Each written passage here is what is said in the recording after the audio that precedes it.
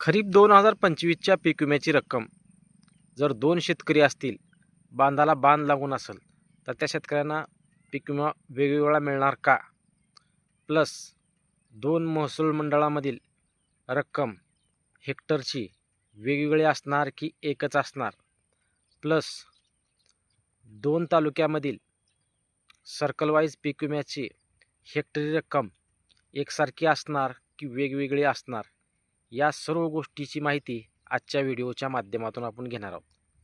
शेतकरी मित्रांनो, यावर्षी जो पीक विमा आहे तो खरीप हंगाम 2025चा हा पीक कापणी प्रयोग आधारित पीक विमा आहे. आणि गेल्या वेळेसचा जो पीक विमा होता तो ट्रिगरचा पीक विमा होता. कारण त्यावेळेस लोकलाइज क्लेम असो, पोस्ट हार्वेस्ट असो, त्याच्यानंतर मिड टर्म असो, एक 2-3 ट्रिगर होते.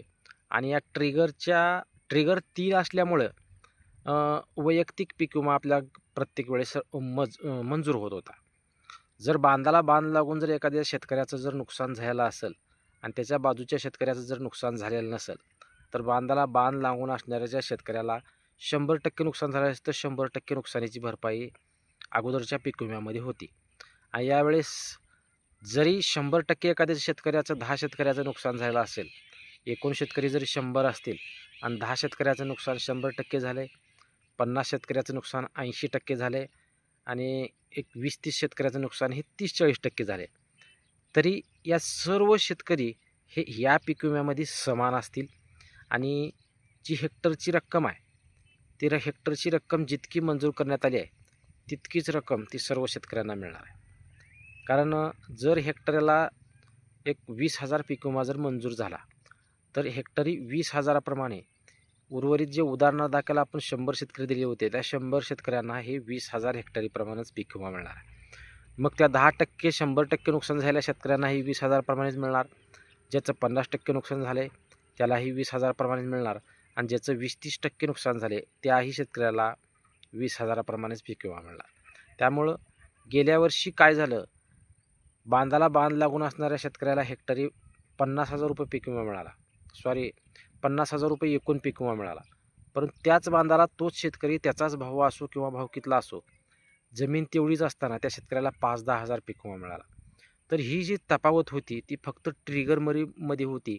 आणि त्यांनी ट्रिगर तर टाकताना ते टाकलेलेच होते, परत जे पंचनामा करण्यासाठी जे विमा कंपनीचे कर्मचारी आलेले होते, त्या कर्मचाऱ्याने काडीमोडीसाठी 100-200साठी शेतकऱ्याचं नुकसान, काही शेतकऱ्याचं नुकसान जास्त लावलं, काही शेतकऱ्याचं नुकसान कमी लावलं.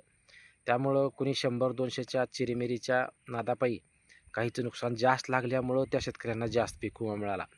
आणि काहींनी काय दिलं नसल्यामुळं त्यांचं नुकसान कमी दाखवण्यात आलं व त्यांना पीक विमा कमी मिळाला. त्यामुळे याबाबत विमा कंपनीशी चौकशी केला असता विमा कंपनीने स्पष्ट सांगितलं होतं की ज्या शेतकऱ्याचं नुकसानीची टक्केवारी जास्त आलेली आहे त्या शेतकऱ्यांना नुकसान त्याप्रमाणे आम्ही पीक विमा दिलेला आहे. त्यामुळे ज्या शेतकऱ्याचं नुकसान कमी दाखवलं गेलं त्या शेतकऱ्यांना पीक विमा आम्ही कमी दिला असं सांगण्यात आलं. त्यामुळे आता जी प्रक्रिया त्यावेळेस होती, खरीप हंगाम 24 असो, 23 असो, 22 असो, तर ती प्रक्रिया ह्यावेळेस राहील का? तर खरीप हंगाम 2025मध्ये शेतकरी मित्रांनो ही प्रक्रिया कुठल्याही प्रकारची राहणार नाही. एका महसूल मंडळामध्ये हेक्टरी रक्कम जर समजा 15,000 जर ठरली, तर ती संपूर्ण महसूल मंडळातील शेतकऱ्यांना 15,000 प्रमाणेच मिळणार. मग त्या महसूल मंडळात जेवढ्या शेतकऱ्यांनी पीक विमा काढलेला आहे त्या सर्व शेतकऱ्यांना ती 15,000 प्रमाणेच पीक विमा त्यांच्या खात्यावर पडणार आहे.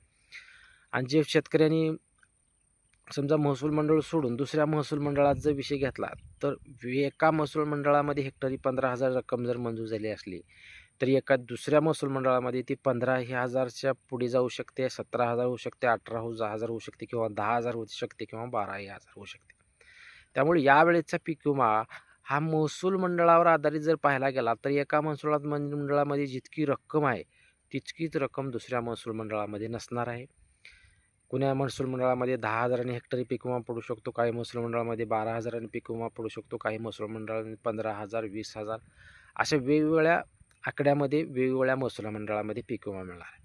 त्यामुळं 2 महसूल मंडळामध्ये पीक विम्याची रक्कम ही वेगवेगळी असेल. एका महसूल मंडळामध्ये सर्व शेतकऱ्यांची हेक्टरी रक्कम ही एकसारखी असेल. हे 2 नियम यावेळेच्या पीक विम्यामध्ये महत्त्वपूर्ण आहेत. त्यामुळं आता हे पाहणं गरजेचं आहे. जरी तुमच्या जिल्ह्याची आणेवारी 50% कमी आलेली असेल, तर तुमच्या महसूल मंडळाची आणेवारी पैसेवारी किती आली आहे त्यावर ही रक्कम ठरणार आहे. त्याचबरोबर तुमच्या महसूल मंडळाच्या आज जेवढी गावं आहेत त्या गावातील कमीत कमी पैसेवारी किती आलेली आहे ह्याहीवर ही रक्कम ठरणार आहे. बरं, जाऊ समजा एका महसूल मंडळामध्ये जर 5 ते 6 गावं असली आणि त्या 6 गावामध्ये कोणाचं 42 पैसे, 42, 43, 48, 45, 46 पैसे जर आणेवारी आले असेल, तर त्या संपूर्ण पैसेवारी आली असेल तर संपूर्ण महसूल मंडळामध्ये 1च हेक्टरची रक्कम ठरणार आहे. त्यामुळे त्या महसूल मंडळामध्ये जी ठरलेली रक्कम आहे त्या महसूल मंडळातील सर्व शेतकऱ्याला लागू होणार आहे. असं होणार नाही की एका शेतकऱ्याला जास्त पैसे आले, एका शेतकऱ्याला कमी पैसे आले. ही बाब यावेळच्या पीक विम्यामध्ये नाही आहे. आता पीक विम्याचे सध्या शेतकरी मित्रांनो कॅल्क्युलेशनची प्रक्रिया चालू आहे. पैसेवारी जाहीर झाल्यामुळं सर्व कॅल्क्युलेशनच्या प्रक्रिया पुढील 4 ते 5 दिवसात पूर्ण होतील अशी अपेक्षा आहे. कारण आपण सांगितलेलं होतं की 21 तारखेपासून काही गोष्टी घडायला सुरुवात होईल, परंतु सध्या कॅल्क्युलेशनची प्रक्रिया अजून सुरू आहे. आता खूप शेतकऱ्यांना प्रतीक्षा आहे ती कधीपासून पीक विम्याचा वाटपाला सुरुवात होईल. निश्चित या महिन्याच्या एंडिंगपासून शेतकऱ्यांच्या खात्यामध्ये हे पैसे पडायला सुरुवात होऊ शकते. कारण 15 तारखेपासून एखाद्या वेळेस क्लेम स्टेटसमध्ये बदल होऊ शकतात. ज्या जिल्ह्याच्या क्लेम स्टेटसमध्ये बदल होईल त्या जिल्ह्याचा पीक विमा लवकरात लवकर त्यांच्या खात्यामध्ये वर्ग होणार आहे. कारण क्लेम स्टेटस बदलल्यानंतर काही 7-8 दिवसानंतर रक्कम शेतकऱ्याच्या खात्यावर जमा व्हायला सुरुवात होत असते. त्यामुळं याच्या 15 तारखेपासून खूप शेतकऱ्यांचे क्लेम स्टेटस बदलतील आणि ज्या जिल्ह्यातील क्लेम स्टेटस बदलतील त्याच जिल्ह्यातीलच पीक विमा अगोदर वाटपाला सुरुवात होईल.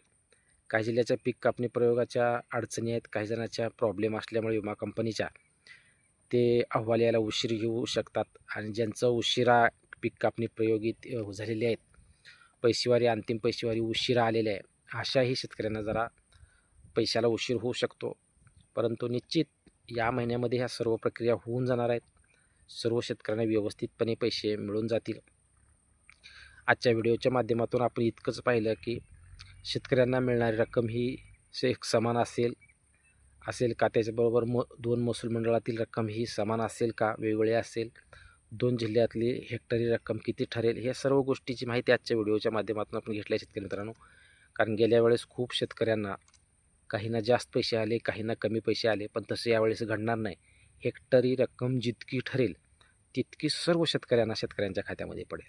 कारण समजा 15,000 हेक्टरीने जर पीक विमा मंजूर झाला तर प्रत्येक शेतकऱ्याला 15,000 पीक विमा मिळेल. आता विषय राहिला तो तुरी असो, मूग असो, उडीद असो, सोयाबीन असो, या वेगवेगळ्या पिकाच्या वेगवेगळ्या बाबी आहेत. परंतु जास्तीत जास्त सर्व शेतकऱ्यांचं पीक हे सोयाबीनच आहे. त्यामुळे निश्चित सर्व शेतकऱ्यांना या महिन्याच्या एंडिंगपर्यंत ही पीक विम्याची रक्कम पडायला सुरुवात होईल. हीच एक सर्व शेतकऱ्यांना अपडेट द्यायची होती. चॅनलवर जर तुम्ही नवीन असाल तर चॅनलला सबस्क्राईब करा, जास्तीत जास्त शेतकऱ्यापर्यंत व्हिडिओ शेअर करा, व्हिडिओ आवडल्यास लाईक करायला विसरू नका. धन्यवाद मित्रांनो.